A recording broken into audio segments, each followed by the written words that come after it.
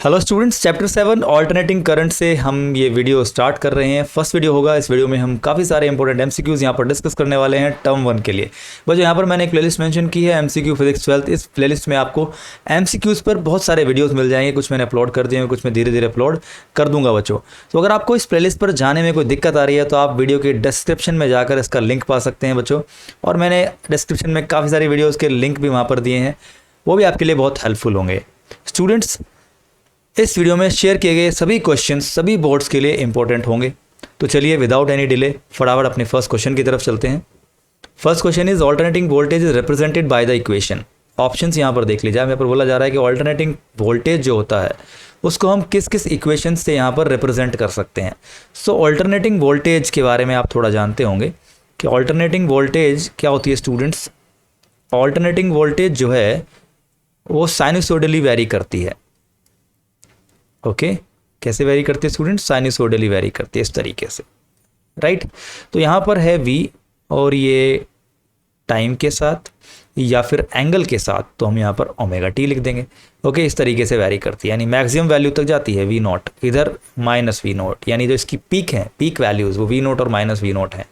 Okay तो इसकी जो इक्वेशंस हैं वो किस तरीके से बनेगी? इसकी इक्वेशन बनेगी v equals to V naught sine omega T, right. ये वी नोट है मैक्सिमम वैल्यू, इसको हम वी एम भी लिख सकते हैं, V M sine omega T, इस तरीके से भी लिख सकते हैं V equals to V naught. So V यहाँ पर एक टाइम का फंक्शन है, इसलिए यहाँ पर ब्रैकेट में टी भी दिया हुआ है। ओके इसको हम इस तरीके से भी रिप्रेजेंट कर सकते हैं। तो देखिए ऑल्टरनेटिंग वोल्टेज है ना, ये पॉजिटिव हाफ साइकिल है, ये नेगेटिव हाफ साइकिल है, ये फिर पॉजिटिव हाफ साइकिल है, ये पॉजिटिव है, ये नेगेटिव है। ओके तो यहाँ पर देखिए ये फिर वी है। ओके और इधर फिर टी लिख सकते हैं या ओमेगा टी लिख सकते हैं। एंगल के साथ वी किस तरह वेरी करेगा, तो इसके कॉरस्पॉन्डिंग जो इक्वेशन आती है वो आती है V equals to V m या V naught cos omega T, right. ये है V equals to V naught या V m cos omega T. तो आपने यहाँ पर देखा कि ऑल्टरनेटिंग वोल्टेज को हम दोनों इक्वेशन से रिप्रेजेंट कर सकते हैं। तो यहाँ पर बी और सी दोनों ही करेक्ट होंगे। तो यहाँ पर ऑप्शन होगा option D, both B and C, यानी बोथ बी एंड सी जो इक्वेशन है इनसे आप एक ऑल्टरनेटिंग वोल्टेज को रिप्रेजेंट कर सकते हैं। उसी तरह आप ऑल्टरनेटिंग करंट को भी दोनों इक्वेशन से आप रिप्रेजेंट कर सकते हैं। I equals to I naught sine omega T and I equals to I naught cos omega T, right. I naught यहाँ पर क्या है? आई नॉट यहाँ पर मैक्सिमम वैल्यू है। ओके मैक्सिमम वैल्यू, वो मैक्सिमम वैल्यू जो है वो हम आई नॉट या फिर आई एम से रिप्रेजेंट करते हैं स्टूडेंट्स। तो यहाँ पर ऑप्शन डी बिल्कुल सही है। चलिए नेक्स्ट क्वेश्चन की तरफ मूव करते हैं। Average value of AC over a full cycle is. Options देख लीजिए यहाँ पर, एवरेज वैल्यू क्या होगी एसी की ओवर द फुल साइकिल। तो देखिए एसी के बारे में भी हमने समझा, ऑल्टरनेटिंग करंट क्या है। ऑल्टरनेटिंग करंट में करंट मैक्सिमम वैल्यू तक जाता है, फिर मिनिमम वैल्यू तक जाता है, इस तरीके से समय के साथ साथ वो चेंज होता रहता है। मान लीजिए इधर वी है, तो मैक्सिमम वैल्यू क्या है? Positive peak V naught. Minimum value क्या है? माइनस वी नॉट, और यहाँ पर है ज़ीरो। ओके इस पॉइंट पर है ज़ीरो। तो आप देख रहे हैं कि समय के साथ साथ किस तरीके से मैक्सिमम होती है, फिर ज़ीरो होती है, फिर मिनिमम होती है। तो ये है पॉजिटिव साइकिल, ये है नेगेटिव साइकिल, ये है पॉजिटिव साइकिल। सो स्टूडेंट उसी तरह यहाँ पर ऑल्टरनेटिंग करंट भी है, करंट भी उसी तरह मैक्सिमम होता है आई नॉट पर। ओके और उसी तरह नेगेटिव साइकिल में फिर ये हो जाता है माइनस आई नॉट, राइट। तो यहाँ पर आप देख रहे हैं स्टूडेंट्स अच्छे से कि भाई आई किस तरीके से वैरी करता है। तो अगर हम एवरेज वैल्यू निकालें ऑल्टरनेटिंग करंट की, average value for full cycle, F C का मतलब मैंने यहाँ पर शॉर्ट में लिख दिया फुल साइकिल, तो ये आती है स्टूडेंट्स ज़ीरो। अगर आप एवरेज वैल्यू निकाल रहे हैं, अगर आप करंट की एवरेज वैल्यू निकाल रहे हैं फॉर पॉजिटिव हाफ साइकिल, यानी मैं इसको प्लस एच सी लिख लेता हूँ पॉजिटिव हाफ साइकिल के लिए, तो ये आएगी plus two I not by pi. Okay उसी तरह अगर आप एवरेज वैल्यू बोलते हैं नेगेटिव हाफ साइकिल के लिए, तो मैं नेगेटिव एच सी लिख देता हूँ, तो ये होगा students minus two I not by pi. I not है यहाँ पर मैक्सिमम वैल्यू, जो यहाँ पर था ना I equals to I naught sine omega T.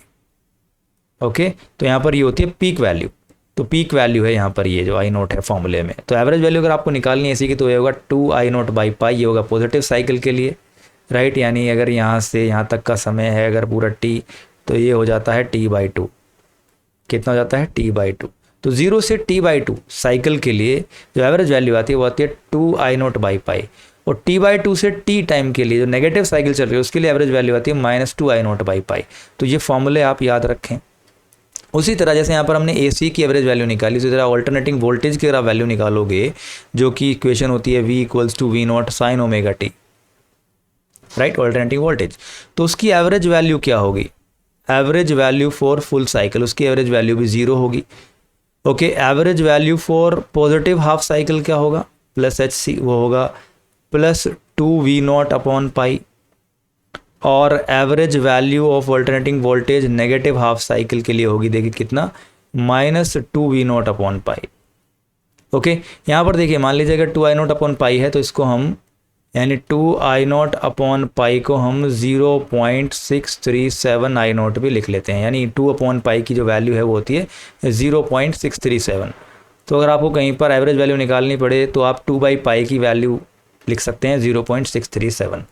तो यहाँ पर आप इसको 0.637 V0 भी लिख सकते हैं, और इसको -0.637 V0 लिख सकते हैं। यहाँ पर आप इसको 0.67 I0 लिख सकते हैं। ओके, तो यहाँ पर देखिए आप क्या ऑप्शन होना चाहिए, फुल साइकिल के लिए 0 होगा, तो यानी ऑप्शन सी बिल्कुल सही होगा। Average value of AC over a full cycle is 0। Next question लेते हैं। The face relationship between current end voltage in a pure resistive circuit is best represented by. तो देखिए यहाँ पर बोला जा रहा है pure resistive circuit. Students, pure resistive circuit की हम बात करते हैं तो मतलब कहने का ये है कि एक AC सोर्स हमने प्योर रेजिस्टेंस से यहाँ पर लगाया हुआ है। ओके, तो उस केस में अगर यहाँ पर वोल्टेज है V = V0 sin ωt, तो यहाँ पर जो करंट फ्लो करेगा वो होगा I = I0 sin ωt। ये आपने पढ़ा होगा। इसका मतलब करंट और वोल्टेज सेम फेस में रहते हैं। सेम फेस में रहने का मतलब ये है कि उनका ज़ीरो भी एक साथ होगा, उनकी पॉजिटिव पीक वैल्यू भी एक साथ होगी, नेगेटिव पीक वैल्यू एक साथ होगी। तो आप इन ग्राफ्स में देखिए, ग्राफ C, यानी दोनों का ज़ीरो भी एक साथ हो रहा है, दोनों का मैक्सिमम पीक भी एक ही पॉइंट पर हो रहा है, दोनों का ज़ीरो अगेन फिर हो रहा है, नेगेटिव पीक भी एक ही एंगल पर हो रहा है। तो इसका मतलब क्या है? इसका मतलब V और I इस ग्राफ के अकॉर्डिंग दोनों सेम फेस में है, तो यहाँ पर ऑप्शन सी बिल्कुल सही होगा।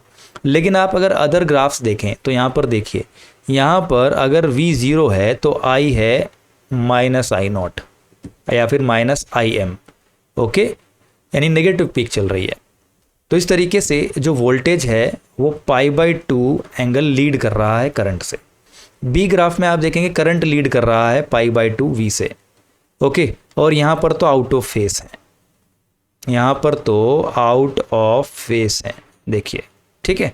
तो इस तरीके से आपने देखा कि यहाँ पर ग्राफ सी बिल्कुल सही है, जहाँ पर कि करंट और वोल्टेज दोनों सेम फेस में है, जो कि प्योर रेजिस्टिव सर्किट में होता है। तो यहाँ पर ऑप्शन सी बिल्कुल सही है। चलिए नेक्स्ट क्वेश्चन ले लेते हैं स्टूडेंट्स।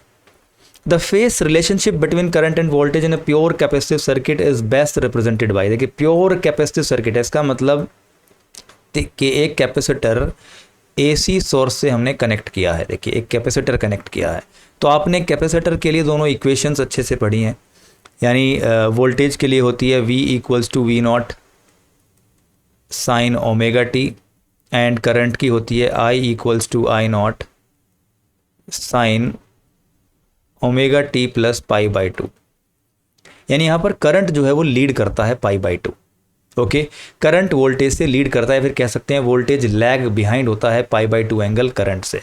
तो यहाँ पर आप देखिए, अगर करंट लीड कर रहा है तो वोल्टेज का ज़ीरो यहाँ पर है और करंट का मैक्सिमम पीक चल रहा है, इसका मतलब π/2 आगे है। तो यहाँ पर ऑप्शन बी बिल्कुल सही होगा स्टूडेंट्स, ठीक है। देखिए वोल्टेज का जीरो एंगल पर वोल्टेज 0 है, लेकिन करंट का मैक्सिमम पीक चल रहा है। ओके, यहाँ पर इस पॉइंट पर आप देखें करंट 0 है, लेकिन वोल्टेज का अब मैक्सिमम हुआ है, तो इसका मतलब वोल्टेज जो है वो π/2 पीछे है, करंट लीड कर रहा है। फेसर डायग्राम आप देखें, करंट लीड कर रहा है वोल्टेज से, तो ये V0 है और ये I0 है। तो I0 क्या है? π/2 आगे। ये फेसर डायग्राम होता है प्योर कैपेसिटिव सर्किट का। ओके, फेसर डायग्राम है। तो यहाँ पर ऑप्शन बी बिल्कुल सही होगा, यानी करंट लीड कर रहा है π/2 फेस एंगल वोल्टेज से। चलिए नेक्स्ट क्वेश्चन है, in an AC circuit containing inductance only. अगर एक AC सर्किट है उसमें सिर्फ इंडक्टर है, ओके, सिर्फ और सिर्फ इंडक्टर हमने कनेक्ट किया है एसी से, तो उस केस में आप देखिए यहाँ पर ऑप्शंस क्या हैं। Voltage lags the current by pi by 2 phase angle, voltage leads the current by pi by 2 angle, और voltage leads the current by phase angle pi by 3, voltage leads the current by phase angle pi by 4। तो देखिए जब pure inductive circuit है उससे हमने AC source connect किया है, मान लीजिए यहाँ पर है ये E equals to E naught sine omega T, या फिर हम इसको लिख सकते हैं V equals to V naught sine omega T. तो यहाँ पर करंट क्या होगा, यहाँ पर करंट की इक्वेशन क्या बनती है, करंट की इक्वेशन बनेगी I equals to I naught sine omega T minus pi by 2। ये आपने इक्वेशंस ऑब्टेन की होंगी डेरिवेशंस में। तो यहाँ पर आपने क्लियरली देखा कि भाई वोल्टेज लीड करता है, प्योर इंडक्टिव सर्किट में voltage leads current by a phase angle of pi by 2, right. अगर हम फेसर डायग्राम की बात करें तो फेसर डायग्राम की अगर हम बात करें तो इधर आएगा वी नॉट, और अगर आप पाई बाई 2 पीछे बनाते हैं आई नॉट, तो ये एंगल क्या हो गया, ये पाई बाई 2 हो गया। इसका मतलब जब ये एंटी क्लॉकवाइज दोनों फेसर्स मूव करेंगे एक सर्किल पर तो वी नॉट पाई बाई 2 आगे ही रहने वाला है। ओके, तो यहाँ पर ऑप्शन बी बिल्कुल सही होगा, voltage leads current by pi by 2। Okay, यहाँ पर ऑप्शन बी बिल्कुल सही होगा। आप यहाँ पर ग्राफ भी देख सकते हैं, ग्राफिकली भी इसको यहाँ पर बताया गया है, आप चाहो तो ग्राफ भी यहाँ पर आप नोट कर सकते हैं स्टूडेंट्स। ग्राफ देखिए कि जब वोल्टेज का जीरो है, देख रहे हैं, तो करंट का माइनस पीक चल रहा है, यानी माइनस आई एम या फिर माइनस आई नोट, जो भी आप इसे बोलना चाहें पीक वैल्यू को। तो देखिए जब एंगल जीरो है तो वी एम जीरो है लेकिन आई मिनिमम है। जैसे ही वोल्टेज मैक्सिमम हुआ करंट क्या हो गया, करंट जीरो हो गया। फिर वोल्टेज जीरो हुआ तो करंट का पॉजिटिव पीक चल रहा है। इसका मतलब क्या है, इसका मतलब ये है कि करंट लैग कर रहा है वोल्टेज से, या फिर वोल्टेज लीड कर रहा है करंट से पाई by 2 phase angle. Phase difference जो है यहाँ पर पाई बाई 2 का है। ओके, नेक्स्ट क्वेश्चन की तरफ मूव करते हैं। Resonance occurs in a series LCR circuit when, options यहाँ पर देख लीजिए, XL equals to XC, XL is greater than XC, XL is less than XC, और नन ऑफ दीज। तो यहाँ पर आपको पता होगा एक्सएल क्या होता है स्टूडेंट्स, एक्सएल होता है इंडक्टिव रिएक्टेंस। एक्सएल क्या होता है स्टूडेंट्स, इंडक्टिव रिएक्टेंस। और एक्सी क्या होता है, एक्सी होता है capacitive reactance, capacitive reactance. Inductive reactance का मतलब है resistance offered by the inductor to the flow of current, and capacitive reactance का मतलब है resistance offered by the capacitor to the flow of current. Okay, तो अगर हम एक एलसीआर सर्किट की बात करें जिसमें कि एक रेजिस्टेंस होता है, एक कॉइल होती है और एक कैपेसिटर होता है, इसको हमने किसी एसी सोर्स से कनेक्ट किया, तो आप यहाँ पर जानते हैं कि अगर हम आर की बात करते हैं और एल की बात करते हैं और सी की बात करते हैं, तो यहाँ पर रेजोनेंस कंडीशन में क्या होता है, रेजोनेंस कंडीशन में जो यहाँ पर वोल्टेज अक्रॉस एल होता है वी एल, और जो वोल्टेज अक्रॉस सी होता है वी सी, दोनों इक्वल हो जाते हैं, V L equal to V C हो जाते हैं रेजोनेंस कंडीशन में। तो V L equals to V C है, तो वी एल क्या होता है, वी एल होता है देखिए आई एक्स एल, और वी सी होता है आई एक्स सी। ओके, तो आई से आई कैंसिल, इसका मतलब X L equals to X C जब होता है तो रेजोनेंस कंडीशन अचीव होती है, रेजोनेंस कंडीशन अचीव होती है। इसका मतलब कि जो आरएलसी सर्किट है ये रेजिस्टिव सर्किट की तरह बिहेव करता है। जो आरएलसी सर्किट है ये कैसे बिहेव करता है, behaves as pure resistive circuit, pure resistive circuit. और I and V are in same phase होते हैं, दोनों के दोनों एक ही फेस में होते हैं, क्योंकि जो यहाँ पर करंट, जो यहाँ पर वोल्टेज लीड करता है, क्योंकि यहाँ पर वोल्टेज लीड करता है यहाँ पर एल के अक्रॉस, और यहाँ पर वोल्टेज लैग करता है वी सी यानी सी के अक्रॉस, वो दोनों एक दूसरे के अपोजिट हो जाते हैं, और अगर वो इक्वल हैं तो एक दूसरे को कैंसिल कर देते हैं। तो इस तरीके से जो नेट वोल्टेज होता है वो अक्रॉस आर ही आता है, राइट। तो रेजोनेंस कंडीशन में देखिए क्या होता है, रेजोनेंस कंडीशन कब होती है, जब एक्सएल इक्वल्स टू एक्सी होता है। ओके, तो यहाँ पर ऑप्शन ए बिल्कुल सही होगा। मूविंग टू नेक्स्ट क्वेश्चन, देखिए eight resonance frequency the impedance in series LCR circuit is maximum, minimum, zero और इन्फिनिटी। तो यहाँ पर आप बताइए कि रेजोनेंस फ्रीक्वेंसी या रेजोनेंस कंडीशन में impedance of series LCR circuit का क्या होता है, मैक्सिमम होता है, मिनिमम होता है, जीरो होता है, इन्फिनिटी होता है। तो देखिए इंपीडेंस का फॉर्मूला आपने क्या पढ़ा है, इंपीडेंस का फॉर्मूला आपने पढ़ा है Z equals to under root R square plus XL minus XC का होल स्क्वायर। ठीक है, ये इंपीडेंस ट्राइंगल से आता है। देखिए ये इंपीडेंस ट्राइंगल से आता है ये फॉर्मूला। ओके, इधर होता है आर, इधर होता है जेड और इधर होता है एक्सएल माइनस एक्ससी और ये होता है एंगल फाई। ओके, तो ये है फेस एंगल कि भाई आई नॉट जो है वो कितना लैग कर रहा है या कितना लीड कर रहा है ई नॉट से, यानी जो करंट वोल्टेज में जो एक फेस रिलेशनशिप है वो हमें कॉस फाई से मिलने वाली है। खैर हम यहाँ पर पावर फैक्टर की या फिर फेस एंगल की बात नहीं कर रहे हैं, हम एक इंपीडेंस ट्रायंगल की बात कर रहे हैं जहाँ से हमें फॉर्मूला मिलता है। ओके, तो यहाँ पर आप देखिए कि भाई रेजोनेंस फ्रीक्वेंसी में क्या होता है, रेजोनेंस फ्रीक्वेंसी में क्या होता है कि एट रेजोनेंस फ्रीक्वेंसी, आप देखिए यहाँ पर at resonance frequency XL equals to XC होता है, यानी इंडक्टिव रिएक्टेंस कैपेसिटिव रिएक्टेंस के इक्वल होता है। तो अगर ऐसा हो जाएगा तो Z इक्वल टू क्या होगा, देखिए ये टर्म जीरो हो जाएगी, एक्सएल माइनस एक्सी अगर इक्वल है तो एक्सएल माइनस एक्सी, एक्सएल और एक्सी इक्वल है तो एक्सएल माइनस एक्सी जीरो हो गया। तो इसका मतलब Z क्या आया, Z आया अंडर रूट आर स्क्वायर।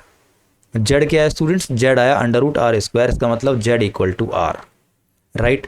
तो यहाँ पर आप देखिए कि Z की वैल्यू क्या हुई, मिनिमम हुई कि मैक्सिमम हुई। मैक्सिमम कब होगी, जब एक्सएल माइनस एक्सी जीरो नहीं होगा। मिनिमम कब होगी, जब ये टर्म जीरो हो जाएगी। तो वैल्यू हमें क्या मिलेगी, वैल्यू हमें मिनिमम मिलेगी। तो मिनिमम वैल्यू क्या होती है इंपीडेंस की, वो आर के इक्वल होती है। अगर ये भी पूछा जाए कि भाई Z की मिनिमम वैल्यू कितनी होगी, तो आर के इक्वल होगी जो भी RLC सर्किट में रेजिस्टेंस कनेक्टेड है, क्योंकि एक RLC सर्किट में एक इंडक्टेंस होता है, एक कैपेसिटेंस होता है और एक रेजिस्टेंस होता है। ओके, तो ये है R, ये है L, ये है C। तो इसका जो इम्पीडेंस होता है इस RLC सर्किट का वो यहाँ से आता है इस फॉर्मूले से। और अगर यहाँ पर XL माइनस XC जीरो हो गया है तो यहाँ पर जो इम्पीडेंस होगा वो जस्ट R के इक्वल होगा और मिनिमम हो जाएगा। तो यहाँ पर ऑप्शन बी बिल्कुल सही होगा स्टूडेंट्स, ऑप्शन बी बिल्कुल सही होगा। यानी eight resonance frequency impedance in the series RLC circuit is minimum, और वो कितना होगा, वो होगा R, राइट। तो हमने यहाँ से सीखा कि इम्पीडेंस की वैल्यू हम कैसे ऑब्टेन करते हैं। चलिए नेक्स्ट क्वेश्चन पर चलते हैं। Eight resonance frequency current amplitude in series LCR circuit is maximum, minimum, zero और इन्फिनिटी। तो आपने समझा अभी प्रीवियस क्वेश्चन में कि जब रेजोनेंस फ्रीक्वेंसी की हम बात करते हैं, रेजोनेंस कंडीशन की हम बात करते हैं, तो उस केस में XL इक्वल्स टू XC होता है और Z की वैल्यू हो जाती है मिनिमम, यानी कितनी हो जाती है, R के इक्वल हो जाती है। इतनी बात आपने समझी।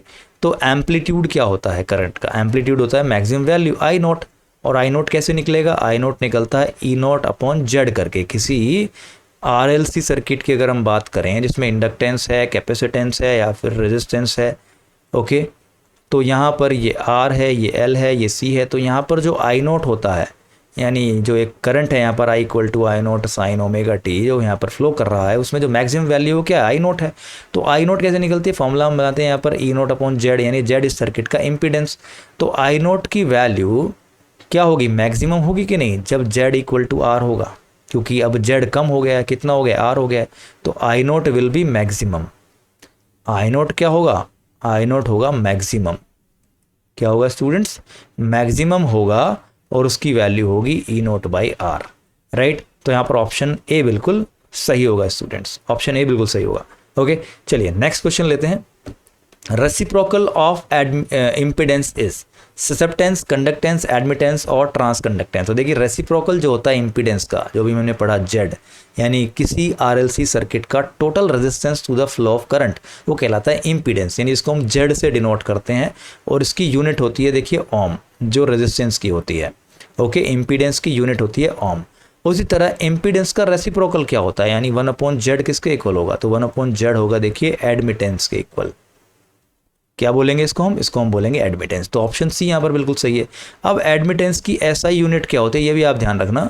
एडमिटेंस की SI यूनिट होती है स्टूडेंट्स मोह, MHO, यानी जैसे ओम होता है, ओम होता है रेजिस्टेंस का इम्पीडेंस का यूनिट, इसको हम इस तरीके से भी लिखते हैं। तो यहाँ पर इसकी यूनिट होगी एडमिटेंस की, जस्ट आपको स्पेलिंग रिवर्स कर देनी है ना, ओम का बना देना है मोह, और इसका सिंबल होता है देखिए इस तरीके से, राइट। जस्ट इस सिंबल का उल्टा कर देना है आपको। ओके, तो यहाँ पर ऑप्शन सी बिल्कुल सही होगा स्टूडेंट्स। चलिए नेक्स्ट क्वेश्चन पर चलते हैं। Power factor of AC circuit having only resistances, यानी पावर फैक्टर हमें बताना है। देखिए स्टूडेंट्स, कि एसी सर्किट है जिसमें सिर्फ और सिर्फ रेजिस्टेंस है। ओके, मान लीजिए कोई एसी सोर्स हमने यहाँ पर कनेक्ट किया है, सिर्फ और सिर्फ यहाँ पर रेजिस्टेंस है, राइट। तो यहाँ पर हमने समझा था कि भाई ई नॉट जो होता है या फिर वी नॉट जो होता है वो क्या होता है, जो आपका यहाँ पर ऑल्टरनेटिंग वोल्टेज है उसकी इक्वेशन क्या बनती है, V equals to V naught sine omega T, और करंट की क्या बनती है, करंट की बनती है I equals to I naught sine omega T. कहने का मतलब कि करंट और वोल्टेज सेम फेस में है, सेम फेस में है, इसका मतलब फाई की वैल्यू 0 है। और पावर फैक्टर क्या होता है, पावर फैक्टर का फॉर्मूला आप याद रखें, पावर फैक्टर होता है देखिए कॉस फाई, यानी कितना फेस डिफरेंस है करंट और वोल्टेज में। तो प्योर रेजिस्टिव सर्किट में फाई की वैल्यू 0 होती है, तो पावर फैक्टर कितना हो गया, पावर फैक्टर हो गया कोस 0 डिग्री, और कोस 0 कितना होता है, कोस 0 होता है 1। ओके स्टूडेंट्स, तो यहाँ पर ऑप्शन बी बिल्कुल सही होगा, देखिए ऑप्शन बी बिल्कुल सही होगा। अब यहाँ पर आप देखते हैं कि अगर हम फेसर डायग्राम भी बनाते हैं तो फेसर डायग्राम भी यानी आई नॉट और ई नॉट दोनों एक ही डायरेक्शन में होते हैं। तो यहाँ पर आपने देखा कि फेसर डायग्राम किस तरीके से बनाना है हमें। अगर फेसर डायग्राम बनाने के लिए आए या फिर सेलेक्ट करने के लिए आए तो आपको समझना है कि आई नॉट और ई नॉट का जो फेसर है वो एक ही डायरेक्शन में होगा, तो फाई की वैल्यू यहाँ पर क्या होगी, 0 डिग्री होगी। यानी phase difference between the current end voltage 0 होता है प्योर रेजिस्टिव सर्किट में, यानी दोनों के दोनों सेम फेस में होते हैं और पावर फैक्टर की वैल्यू 1 होती है, क्योंकि पावर फैक्टर का फॉर्मूला होता है कोस फाई और फाई है यहाँ पर 0, कोस 0 होता है 1। चलिए, तो ऑप्शन बी यहाँ पर बिल्कुल सही है। नेक्स्ट क्वेश्चन पर मूव करते हैं। Power factor of a series LCR circuit at resonances. Options यहाँ पर देख लीजिए, 0, 1, 0.5 या फिर इन्फिनाइट। यानी पावर फैक्टर बताना है एलसीआर सर्किट का रेजोनेंस कंडीशन में। तो रेजोनेंस कंडीशन में आपने फेसर डायग्राम पढ़ा होगा, देखिए इधर होता है आपका वी आर और इधर होता है देखिए आई नॉट, और इधर हम बनाते हैं वी एल और इधर हम बनाते हैं वी सी। तो रेजोनेंस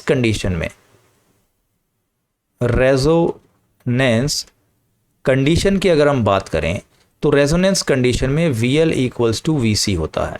कहने का मतलब ये फेसर और ये फेसर एक दूसरे को कैंसिल कर देंगे, यानी जो भी टोटल वोल्टेज होगा वो अक्रॉस आर होगा। कहने का मतलब यहाँ पर ये सर्किट जो आरएलसी सर्किट है, जो स्टूडेंट्स आरएलसी सर्किट है, ये रेजोनेंस कंडीशन में एक प्योर रेजिस्टिव सर्किट की तरह बिहेव करता है, क्योंकि वी एल और वी सी दोनों इक्वल हो जाते हैं। और देखिए वी एल जो है वो करंट से π/2 लीड करता है और वी सी करंट से π/2 लैग करता है। तो यहाँ पर जो जितना वोल्टेज लीड किया है उतना ही लैग किया है, तो टोटल यहाँ पर एक दूसरे को फेसर कैंसिल कर देते हैं। तो यहाँ पर जितना भी वोल्टेज है वो एक्रॉस हमें आर मिलता है, ओके, यानी वी आर हमें मिलता है। तो आपने यहाँ पर देखा कि भाई अगर ये प्योर रेजिस्टिव सर्किट की तरह बिहेव कर रहा है, इसका मतलब करंट और वोल्टेज सेम फेस में है, यानी इसका मतलब रेजोनेंस कंडीशन में आरएलसी सर्किट में जो वोल्टेज और करंट के बीच में फेज एंगल होता है वो 0 डिग्री होता है। इतना बात भी आप याद रखेंगे तो भी काम हो जाएगा। देखिए रेजोनेंस कंडीशन में सीरीज एलसीआर सर्किट में वोल्टेज और करंट सेम फेस में होते हैं। इसका मतलब जो फाई की वैल्यू है, फेस एंगल है, वो 0 है। सेम फेस का मतलब 0 डिग्री है। और पावर फैक्टर की वैल्यू मैंने आपको बताई। पावर फैक्टर क्या होता है, पावर फैक्टर होता है देखिए कोस फाई, यानी कोस 0 डिग्री, यानी इसका मतलब 1। ठीक है, तो यहाँ पर ऑप्शन बी बिल्कुल सही होगा। यानी एलसीआर सर्किट में पावर फैक्टर की वैल्यू 1 कब होती है, जब रेजोनेंस कंडीशन की बात करते हैं, अदरवाइज 1 नहीं होती है। जो भी आप एंगल होगा वहाँ पर, मतलब जो भी वोल्टेज करंट से जितना लीड कर रहा होगा फाई, उसके अकॉर्डिंग हमें फिर पावर फैक्टर की वैल्यू निकालनी होती है कोस फाई करके। लेकिन यहाँ पर तो फाई 0 है तो कोस फाई की वैल्यू 1 है, तो ऑप्शन बी यहाँ पर बिल्कुल सही है। चलिए नेक्स्ट क्वेश्चन पर मूव करते हैं students. In an AC circuit V and I are given by, यानी यहाँ पर आपको इक्वेशंस दे रखी हैं वी और आई की। वी है 50 sine 100 t volt and I है 40 sine 100 t plus π/3 ampere. Okay, I यहाँ पर दिया हुआ है और वी यहाँ पर दिया हुआ है। बोला जा रहा है power dissipated in the circuit is. Options यहाँ पर देख लीजिए। तो देखिए पावर आरएलसी सर्किट में कैसे हम निकालते हैं, इसी सर्किट में पावर कैसे निकालते हैं। तो पावर का फॉर्मूला आपने पढ़ा होगा, पावर डिसिपेटेड का फॉर्मूला आपने पढ़ा होगा। देखिए क्या होता है, V R M S I R M S cos phi, right. यानी ये होता है पावर फैक्टर, ये होता है root mean square value of alternating voltage, ये होता है root mean square value of alternating current. तो यहाँ पर आपको दिख रहा है क्लियरली, अगर आप इनको स्टैंडर्ड इक्वेशन से कंपेयर करें, v equals to V naught sine omega T and ये हो जाएगा i equals to I naught sine omega T plus phi. तो यहाँ पर आपको क्लियरली दिख रहा है कि एंगल क्या है, एंगल फाई क्या है, π/3। एंगल क्या है देखिए π/3। ओके, उसी तरह ओमेगा क्या है, ओमेगा है आपका क्या 100, राइट। यहाँ पर देखिए आई नोट कितना है, आई नोट है 40, वी नोट कितना है, वी नोट है 50। तो आप यहाँ से अकॉर्डिंगली निकाल लेंगे VRMS और IRMS। VRMS होता है देखिए V0/√2, वी नोट मतलब वोल्टेज की पीक वैल्यू। IRMS होता है देखिए I0/√2। फॉर्मूला भी आप याद रखें, यहाँ पर हो जाता है cos phi। तो देखिए वी नोट कितना है, वी नोट है 50/√2, ये हो गया है आई नोट कितना है 40/√2, और cos हो गया है π/3 यानी 60 डिग्री। ओके, तो ये हो जाएगा देखिए स्टूडेंट्स 50 × 40/2, √2 कितना हो जाएगा देखिए 2 हो जाएगा, इंटू cos π/3 की वैल्यू होती है 1/2। तो ये हो गया 4 और ये हो गया 10, यानी कितना है स्टूडेंट्स, ये आया 500 वाट। तो ऑप्शन देखिए आप, ऑप्शन ए बिल्कुल सही होगा स्टूडेंट्स, यानी 500 वाट यहाँ पर पावर डिसिपेट होगा। ओके, एसी सर्किट में। चलिए मूव करते हैं नेक्स्ट क्वेश्चन की तरफ। A circuit has a coil resistance of 12 ohm and an impedance of 15 ohm. The power factor of the circuit will be, यानी ऑप्शंस यहाँ पर देख लीजिए, आपको बताना है पावर फैक्टर की वैल्यू क्या हो गई। तो देखिए अगर हम किसी RLC सर्किट की भी बात करते हैं तो वहाँ पर आपने देखा है कि भाई किस तरीके से आप इम्पीडेंस निकालते हैं, यानी वहाँ पर आप एक इम्पीडेंस ट्रायंगल बनाते हैं, राइट। इस तरीके से आपने फेसर डायग्राम पढ़े होंगे, इधर VL होता है, इधर VC होता है, ये आता है फिर VL - VC। में थोड़ा आपको रिवाइज करा देता हूँ, ये होता है VL - VC, एंड ये होता है इधर VR, और ये आता है इधर E0, और ये होता है देखिए I0। तो I0 और E0 के बीच में एंगल बनता है फाई। ओके, तो यहाँ से आपको एक फॉर्मूला मिलता है E0 का। क्या फॉर्मूला मिलता है, √VR का स्क्वायर प्लस VL - VC का होल स्क्वायर। और यहाँ से आपको एक फॉर्मूला और भी मिलता है इम्पीडेंस ट्राइंगल से, Z = √R का स्क्वायर प्लस XL - XC का स्क्वायर। ये आपको फॉर्मूला मिलता है यहाँ से। ओके, और यहीं से आपको एक फॉर्मूला और भी मिलता है, देखिए cos phi cos phi क्या होता है किसी ट्राइंगल में, बेस अपॉन हाइपोटेनस। तो यहाँ पर cos phi के लिए बेस क्या है, cos phi के लिए बेस है ये। ओके, यानी इधर क्या है, इधर देखिए इधर क्या आएगा स्टूडेंट्स, इधर आएगा R। ओके, अगर हम इम्पीडेंस ट्राइंगल में बनाएं तो देखिए इधर आता है आपका R, इधर आता है आपका XL - XC, और इधर आता है Z, और ये हो जाता है phi। तो यहाँ पर इस ट्राइंगल से, इसको हम बोलते हैं इम्पीडेंस ट्राइंगल। इम्पीडेंस ट्राइंगल में cos phi की वैल्यू क्या आएगी, देखिए बेस अपॉन हाइपोटेनस, बेस है R और हाइपोटेनस है Z, यानी इम्पीडेंस। तो यहाँ पर रेजिस्टेंस कितना दिया हुआ है, रेजिस्टेंस दिया हुआ है यहाँ पर 15 ओम।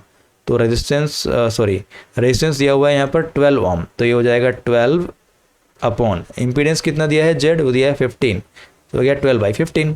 तो ये होगा 3, 4, 5, यानी 4/5। ओके, और इट विल बी 0.8। तो यहाँ पर ऑप्शन बी बिल्कुल सही होगा। देखिए पावर फैक्टर क्या होगा, पावर फैक्टर होगा 0.8। ओके, तो उम्मीद है आपको क्वेश्चन समझ में आया होगा किस तरीके से आपको फॉर्मूले सारे याद रखने हैं, इंपीडेंस ट्रायंगल से जो आपको मिलता है, या फिर फेसर डायग्राम से जो आपको फॉर्मूले मिलते हैं, जो भी इक्वेशंस हैं आपकी प्योर रेजिस्टिव सर्किट के लिए, प्योर इंडक्टिव सर्किट के लिए, या फिर RLC सर्किट के लिए, आपको सभी के फॉर्मूलेज अच्छे से रखने हैं और कॉन्सेप्ट आपको समझने हैं। इसी तरह हम आपके लिए MCQs लेकर आते रहेंगे स्टूडेंट्स। इस वीडियो में सिर्फ इतना ही। अगर आपको वीडियो अच्छा लगा तो इसे लाइक कीजिए, शेयर कीजिए। Thanks for watching, stay blessed.